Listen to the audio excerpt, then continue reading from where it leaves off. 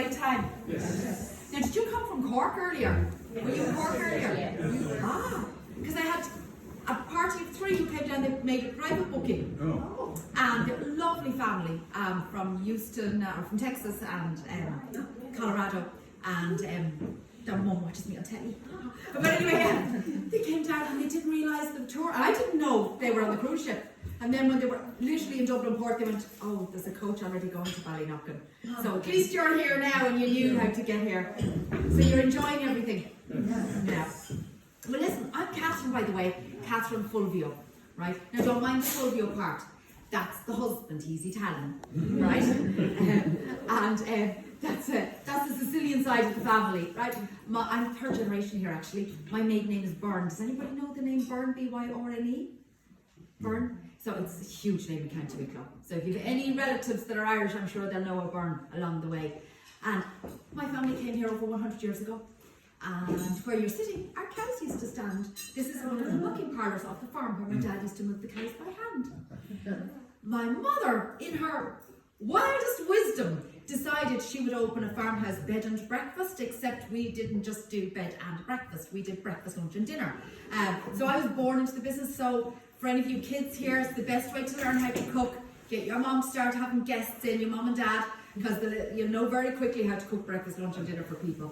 So we cooked 3 meals a day, and then I went off to culinary school and decided I would train. And that's my little bit of background. We have sheep in the fields. My sister's the main farmer, by the way.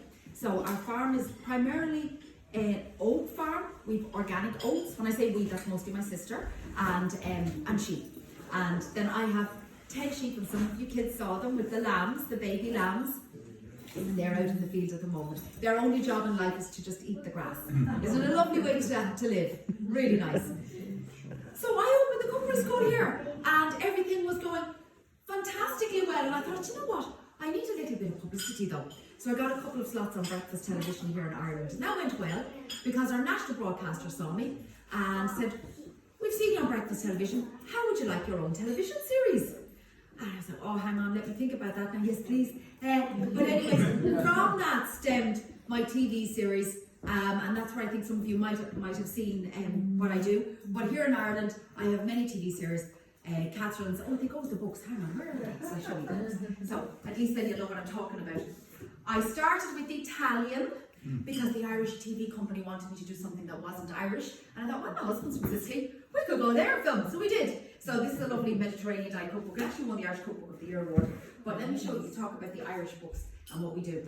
So we then moved on to, after Italian, Catherine's Family Kitchen and Tastes Like Home with Catherine Fulvio and Catherine Celebrates. And Lords and Ladies was actually on Netflix for quite a few years. But from that, these TV series are here in Ireland. But the only reason I'm telling you is so that you know that if you wanted to catch up with them, you'll see them back home.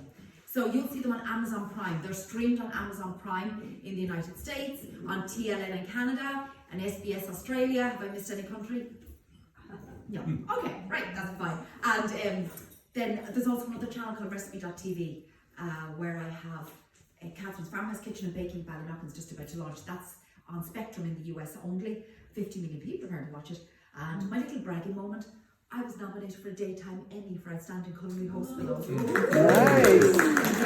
That was, I thought it was a typing error, but I said nothing and showed up. But no, it's great. But that's just a little background as to what I do. But I honestly, cooking on TV really just started with the opportunity to promote Ballynockin. So that's really what I want to do, because where you are, let's get back to where you are.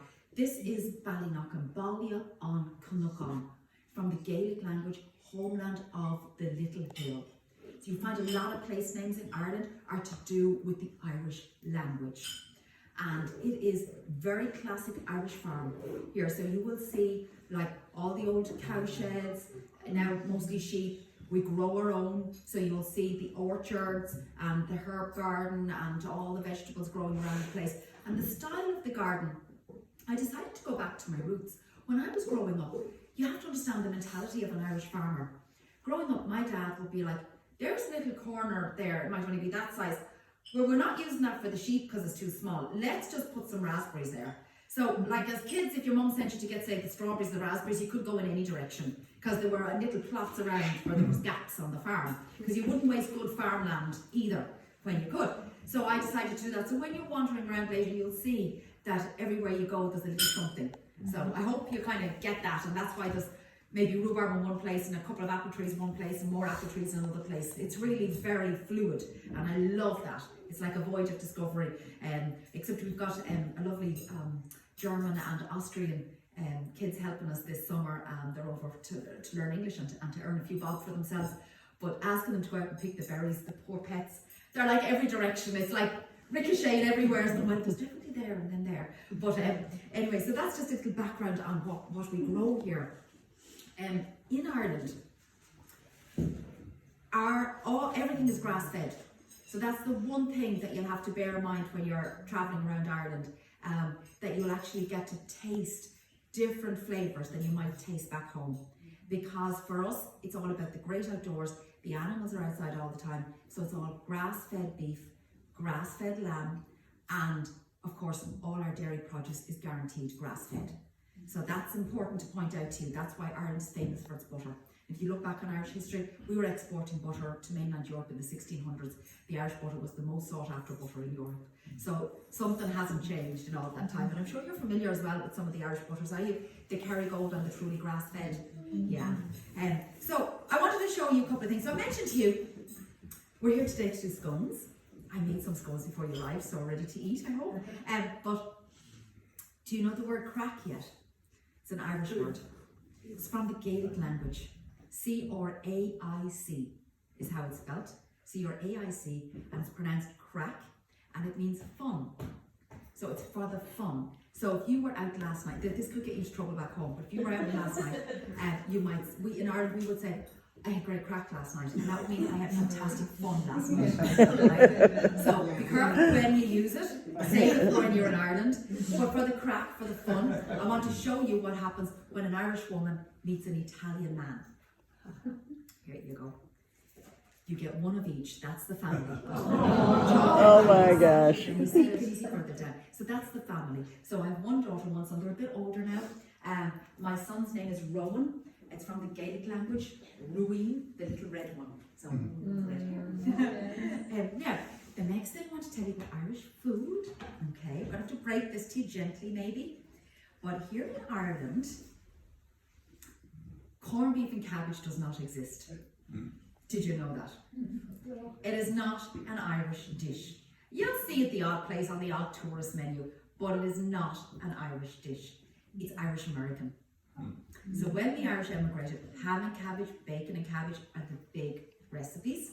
Like it's very farmhousey, it's very homely. So we love our ham and cabbage or our bacon and cabbage with some mashed potato and some parsley sauce. So good. But when the Irish emigrated all those generations ago, ham and bacon were way too expensive and quite inaccessible. So in the Jewish quarters, the Irish found corned beef. And they embraced corned beef and became known for their corned beef and cabbage. So that's why in America, in the United States, Ireland is known for corned beef and cabbage. But here in Ireland, no. Because I cook on NBC's Today Show most years for St. Patrick's Day over in New York, and every year they ask me to do corned beef and cabbage, and every year I'd say, I'd be shamed if I go back home and cook corned beef and cabbage as an Irish dish. But let me show you what is Irish, and I'll also hold it up there to the camera. This one here, beef and Guinness. I don't know if you had the chance. The guests earlier from your cruise ship, they were telling me that they saw it on a menu down in Cork as Beamish. Beamish is also a stout. So Guinness and Beamish would be two stouts. So basically it's beef in a stout sauce. And it's very rich. And I liken it with a can of tomatoes. It's really nice. But it's a really lovely recipe. Now, do you see the pie crust on the top of that? Very old Irish recipe. That pie crust is a potato pie crust. I know, it sounds odd, but it's a pie crust or pastries, you know it. But what we do is we actually fold in mashed potato into it. And it gives a lovely, light, spongy pie crust with still the crispiness on the top. Really gorgeous. Very, very old recipe, but gorgeous. Now, the other recipe that you might know, but I wanted to explain to you a little bit about it, that's incredibly Irish. I'll show it to you now. This one here, soda bread. Do you know soda bread? Have you had it yet? Yeah. Did you see it on the menus even in Cork or that? It's like, this is probably quintessentially the most Irish dish, most Irish recipe by far. And there's an absolute reason why we make soda bread. The flour in Ireland is actually low gluten. A lot of people don't understand that part. So you need a lower gluten flour to make soda bread properly. When you have a lower gluten flour, you can't use yeast. So you have to use something else to make your bread rise. So in baking, in like sweet bakes, we would use baking powder, like I'm going to do now.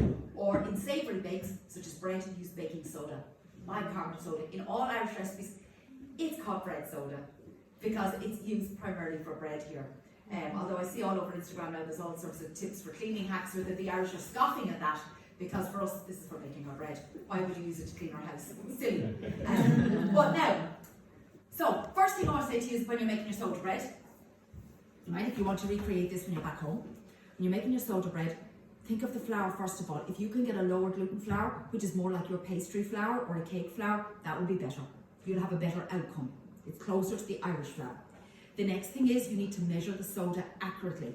So if your recipe says a level teaspoon of soda, they literally mean that. If you put too much soda in your soda bread, you'll have green bread. It really will be unpalatable. It'll be kind of squeaky and really not nice. So measure it exactly. I had a hands-on cookery class where I said to them to measure the soda exactly.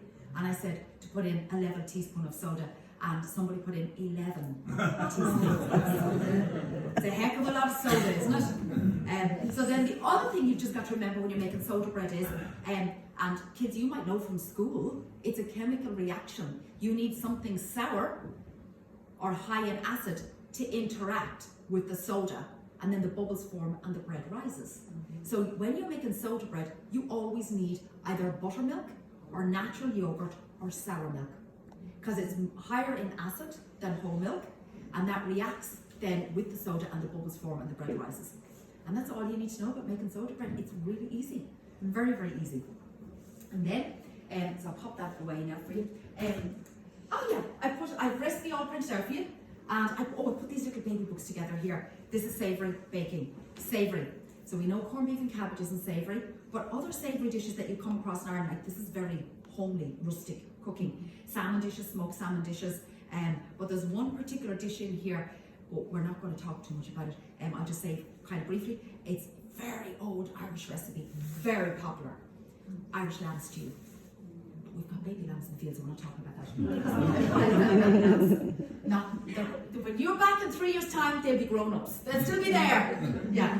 So, on the baking front here, so I've talked to you about the soda bread. Listen, you get so many different types of soda bread here. There's brown soda bread, there's white soda bread, there's white soda bread with currants, there's white soda bread with thyme, and then I also have soda scones. So soda scones, my recipe for soda scones is in here, and it's caramelized leek and cheddar cheese.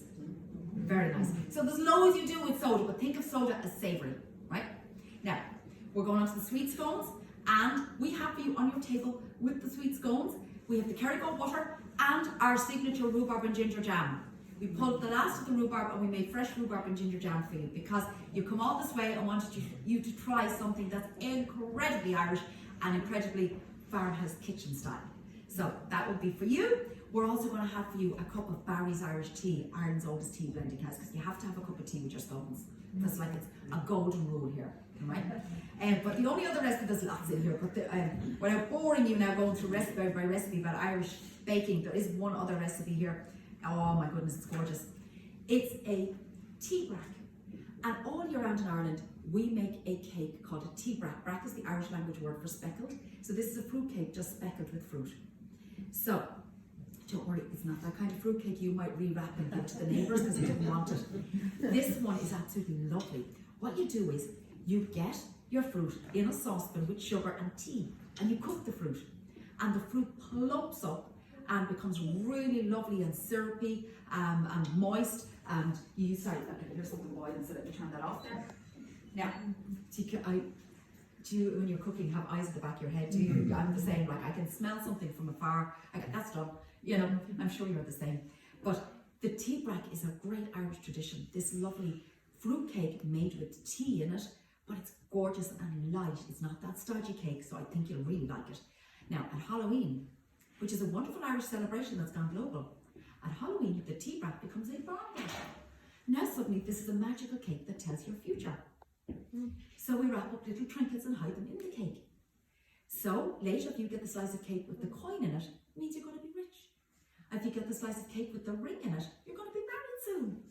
Or if you get the slice of cake with the ring and the coin together, woohoo, rich husband or rich wife. So much fun. But like honestly, it's a real tradition in Irish homes. It's the kind of thing you see all the time, and everybody makes them in their own home. You can buy them in supermarkets now, but when I was growing up, everybody made them. So it's a very, very popular cake. Let me just clear away here now. I'm going to show you now how to make sweet scones. I was talking to one of you coming in, you were saying how excited you were to learn how to make scones, because your scones always turn out really hard. And I call those stones, not scones. I'm going to show you today how to make proper scones, lovely soft Irish scones. In Ireland we pronounce them scones, in the UK it's scones primarily. Just in case you're wondering what the difference is, they're the exact same. They're very much a Celtic culture little treat, so you'll see them in Scotland, Wales, south of England and Ireland, but we have our nuances in making them. And Irish scones are always circular, and they go on your baking tray like this, spread out a little bit so the heat can get around them. Scottish scones tend to be triangular, and they tend to be baked closer together, so they don't have the crispy edges as much as Irish scones do. So the little difference, and in the UK, down in the south, they're served with clotted cream, whereas in Ireland, it's butter and jam all the way. So there's little nuances, just so you know where you heard from them. So there's our Irish flour. Now we're going to tilt that a little bit now, but I do want to wash my hands first. So I'm going to get our towel.